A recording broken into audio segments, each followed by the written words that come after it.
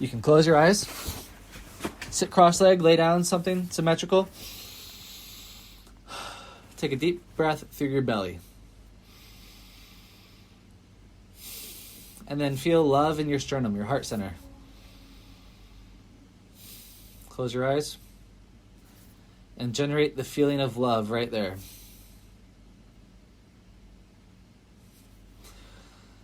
And then feel that. And every time you have a thought, let go of that thought and redirect your attention back to the sensation of love in your sternum, your heart center. It might even be your thyroid or your thymus too.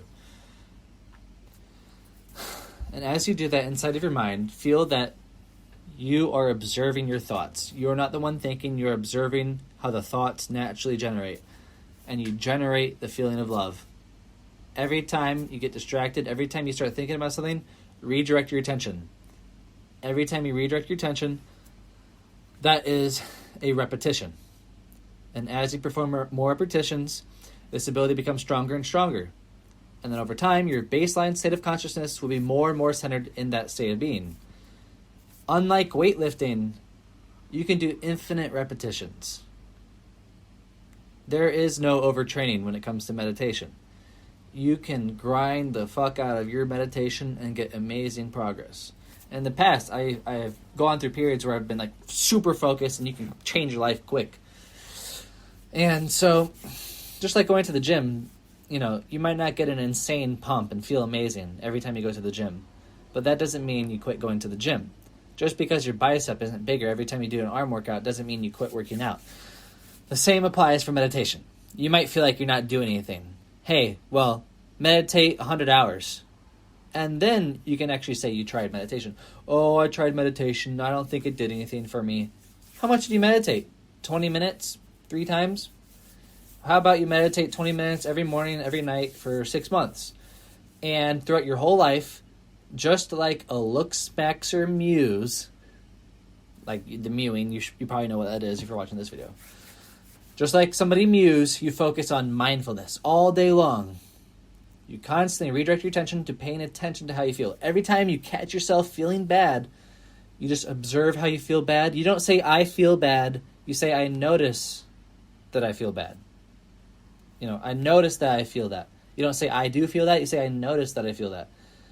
And then you have compassion in the moment. And as you develop spiritual wisdom, spiritual experiences, you can see how everything is significant and that the negative is necessary. And every experience you go through in your life is important. And everything has meaning. Nothing is meaningless. And then you can appreciate that. And then have compassion every moment. And as you go throughout your life, let go of attachment, let go of expectations of future, let go of judgment, compassion. And so when I was rereading Ram Dass's book, Be Here Now, Be Loved Now, it's like sometimes there's homeless people on the street who are completely crazy. They might seem crazy, but they could be a lot closer to God than you are. Just because they don't have possessions, I might judge somebody like, oh, they're stupid, they're making bad decisions, they're doing this and that. But on a soul level, despite all that, somehow they could still be closer to God. They could still have a higher spiritual development. Their body might be messed up. They might have gone through things in their life.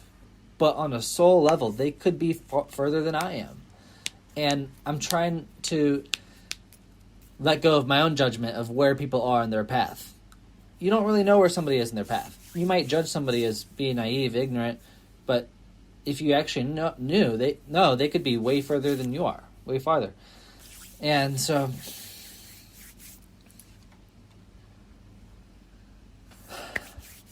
anytime you have a judgment, let go. Just have compassion for them as a soul. And just see what happens with the experience. Don't expect what's going to happen. Yes, you can judge. Sometimes make executive decisions. You can still do that. And when you have an expectation of the future, so when somebody gives you something and they take it away, it hurts a lot more than if you never had it in the first place. So by having an expectation of the future, by having an attachment to what you think is going to happen, if that doesn't happen, that attachment creates suffering. So don't stay attached to what you think will happen, what you want to happen. Stay in the moment, feel it as is. Whatever happens is supposed to happen. But you're still meant to apply your own will to make an effort to make something happen. So even if you did fail in something because you didn't work hard enough, theoretically, you were meant to fail. And you're supposed to go through that in order to learn. And this ties into the no free will thing, but that's complicated, and sometimes that makes people depressed, but it's really not something to be depressed about. And so, let go of expectations of the future. Right now, in this moment, what's the best thing you could possibly be doing right now? And as long as you do what you know is right, what you're supposed to be doing, let go of all expectations. You tried your best. It doesn't matter if it happens or not, as long as you tried your best. And if it doesn't work out, don't fret over it because you had no control over it. So why worry about something you had no control over? And the fact of you worrying about it, feeling bad about it, generates negative emotion, which then in turn creates negative manifestations. And people can sense that energy off of you, so they will have a lesser experience of who you are. They won't feel as good around you, and your experience of life will be worse. So constantly you have to center yourself in that compassion. And